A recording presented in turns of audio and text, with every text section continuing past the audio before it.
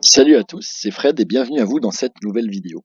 Aujourd'hui, je vous ai préparé différentes slides pour que je puisse vous aider à répondre à la question de pourquoi agrandir sa zone de confort. Quel est l'intérêt et quels sont les bénéfices pour chacun d'agrandir sa zone de confort. Donc, je me présente rapidement. Moi, je m'appelle Fred, j'ai 28 ans, je suis manager commercial dans une entreprise agroalimentaire. J'ai une équipe composée de 7 conseillers commerciaux et mon métier principal, c'est de les accompagner sur le terrain, en clientèle, pour les aider à monter en compétences et pour les aider justement à prendre de la hauteur, pour sortir de la zone de confort et acquérir de nouvelles compétences pour leur métier. Donc voilà pourquoi je vous ai fait cette vidéo, pour que vous puissiez également de votre côté vous en inspirer et le mettre en pratique sur le terrain. Alors, je vais vous présenter rapidement les différentes zones connues. La zone de confort, pour la définir, c'est quoi? C'est simplement en fait ce qui est constant. Dans la zone de confort, en fait, nous avons des habitudes, des routines. Par exemple, c'est des choses que l'on fait au quotidien, c'est des réflexes que l'on a au quotidien sur les actions que l'on entreprend. Donc dans cette zone-là, en fait, on a un sentiment de sécurité, un sentiment de contrôle. Pourquoi? Simplement parce que c'est des choses que l'on maîtrise, qu'on n'a pas besoin d'apprendre parce que on les connaît déjà. Donc moi je dis toujours dans cette zone-là, en fait, il n'y a rien d'intéressant, mis à part ce que l'on sait déjà, parce qu'on n'apprend pas de nouvelles choses. Et notre but principal, c'est pour cette raison qu'on est sur Terre, c'est d'apprendre en permanence et au quotidien de nouvelles choses pour justement acquérir des nouvelles connaissances et de nouvelles compétences. Donc voilà pour ce qui est de la définition de la zone de confort. Ensuite, comme vous le voyez un peu plus bas, il y a d'autres zones qui s'appellent la zone de peur, la zone d'apprentissage et la zone de croissance. Je vais vous les détailler. Quand on sort de la... Bon, là, je vous ai mis, c'est vrai que tout ça a pour but quoi, la progression. Merci le slide, mais c'est vrai que tout ça a pour but la progression de nos connaissances. Donc, quand on va sortir de notre zone de confort, on va prendre un risque.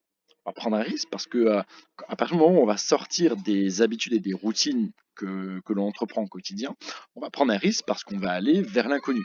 Et c'est ce qui va être la zone de peur. Je vais vous donner un exemple simple. Demain, quelqu'un, par exemple votre patron, vous dit, OK, fin de semaine, tu me prépares quelque chose et puis tu fais une présentation devant tes 20 collègues, devant 20 personnes et tu vas leur présenter justement les bénéfices, les chiffres même, voilà, on va dire les chiffres de l'entreprise sur le dernier mois. Et ben, c'est vrai que, vous allez avoir forcément quand on va vous dire ça, c'est quelque chose que vous n'avez pas l'habitude de faire, donc vous allez avoir un sentiment de peur, donc des inquiétudes, des doutes, de l'anxiété.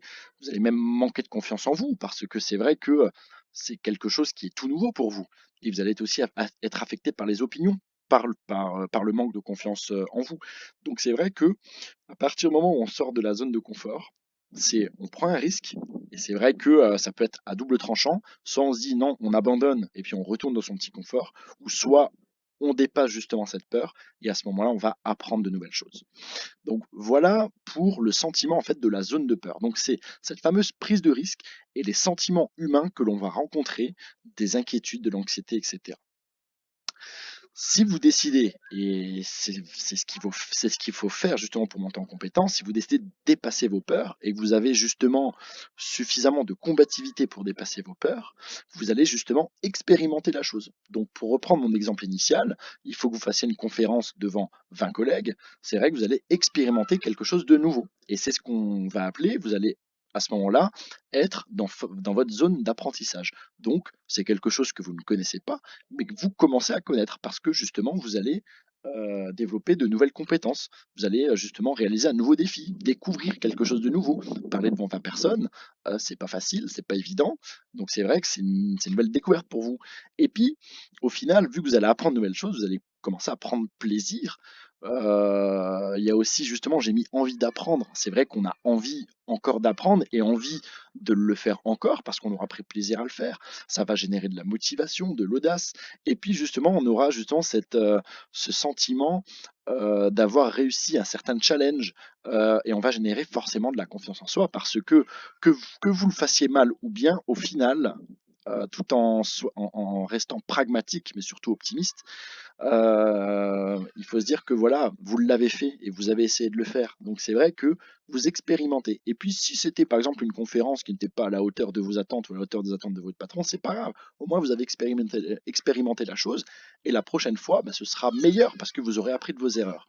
Donc c'est vrai que la zone d'apprentissage, c'est vraiment ce qui va faire que vous allez progresser dans vos compétences et d'avoir justement ce sentiment de confiance en soi sur le long terme. Et ensuite, il y a la dernière zone qui s'appelle la zone de croissance.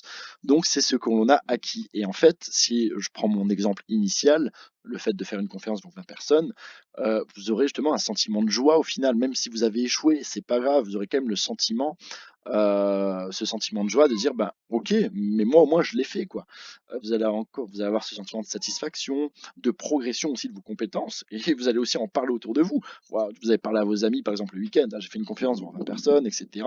C'était chaud, là-dessus j'ai peut-être mal fait, mais là je pense que j'ai bien fait, etc. Donc vous aurez encore envie de nouveaux objectifs, de partager votre expérience, etc. Et donc, entre l'apprentissage et la croissance, on va parler de consolidation des compétences, tout simplement. Le but global, en fait, c'est que cette zone de croissance va demain faire partie de votre zone de confort. Quelqu'un, on va dire, qui fait 2, 3 conférences par semaine devant 20 personnes, eh ben, ça fait partie en fait de sa zone de confort parce que c'est quelque chose, c'est des habitudes et des routines qu'il entreprend au quotidien. Donc ça va être forcément de nouvelles compétences et ça va être forcément ben, de la joie, de la satisfaction, etc. Et donc vous allez automatiquement agrandir votre confort. Et plus vous allez agrandir votre confort, et plus vous allez bah, agrandir votre champ de compétences dans votre métier, humainement, professionnellement, etc. Tout ça a pour but, c'est ce que je mets sur la droite, la progression de chacun, la progression humaine, la progression dans le métier, la progression dans l'envie encore de se dépasser, etc. Donc, ce n'est que bénéfique de sortir de cette zone de confort. Donc, pour répondre à la question, à l'interrogation initiale, pourquoi sortir de sa zone de confort? Bah, tout simplement, c'est pour progresser et pour agrandir ses compétences et ses connaissances dans son métier.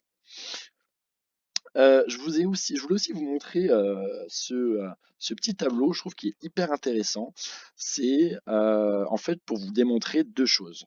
Quel bénéfice j'en tire de rester dans ma zone de confort et quel bénéfice j'en tire de sortir de ma zone de confort.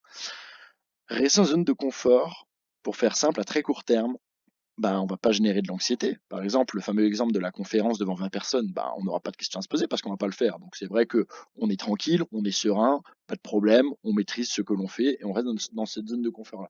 Par contre, on peut avoir des regrets à très court terme et à moyen terme en se disant, ben, ouais, voilà, enfin, je suis sûr que j'aurais pu le faire, j'aurais dû le faire, etc. On peut avoir des regrets. Et à long terme, justement, eh ben, voilà, on va éviter les choses, on va être insatisfait justement de ces résultats, on va peut-être être insatisfait de soi et forcément, ça va générer un manque de confiance.